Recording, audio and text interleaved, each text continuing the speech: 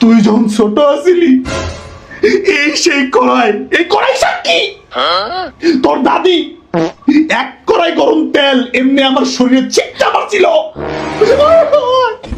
আমার ফুপু ওইখানে দাঁড়ায় ছিল, লীলা খেলা দেখতেছিল রে।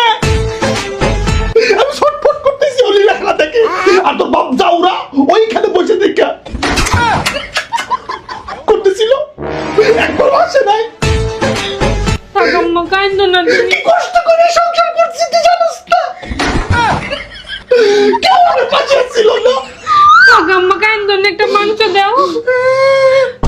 মামুনি খা, এরকম করে আমার কেউ দিছে না।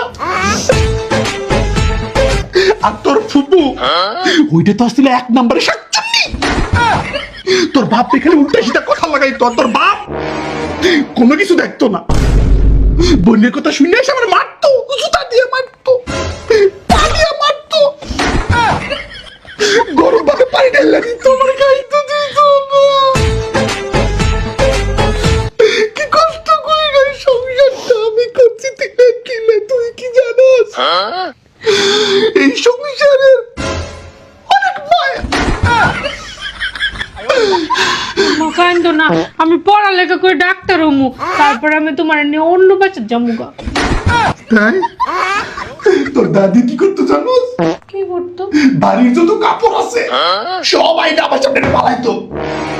পালাই কি করতো জানোস? ধো সব কাপড় তো, কাপড় ধুইতে ধুইতে আমার হাতে ছাল উঠতে যাইতো রে। আমার নিয়ে একটু ক্রিম লাগানো কোনো লোক ছিল না, তোর বাপ যাওয়ার তাকাই দেখতো না। আমি শুধু কইতাম যা হাতে ছাল উঠতে গেছে, তোর দাদি এসে আমার এমনি মারতো। কি কষ্ট করে সংসার করছি, আমার মতো কষ্ট কেউ করে না এই দুনিয়াতে। যে বিষ আমি চাপাইছি এর বিষ কেউ চাপাই নাই রে। আরে সংসার। আম্মা কান্দো না, আমি বিদেশে বিয়া করে তোমার লয়ে যামগা। তারপর নিচে দিব কি করছিস? যাওরা সিরি এটা কই না। আমি যে বিষ চাপাইয়া এই সংসারটা করছি জানোস, কেউ করে নাই। এলাকার মানুষজন কইছে সাইডে থুয়ে জাগা।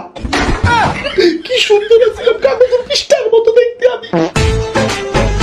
আমার বাপে কইছে মাইয়া মানুষ একটা সংসার একটা কই রাখো। তাই তো যাওয়ার লাগে সংসার করি, বিষ চাপাইছি খালি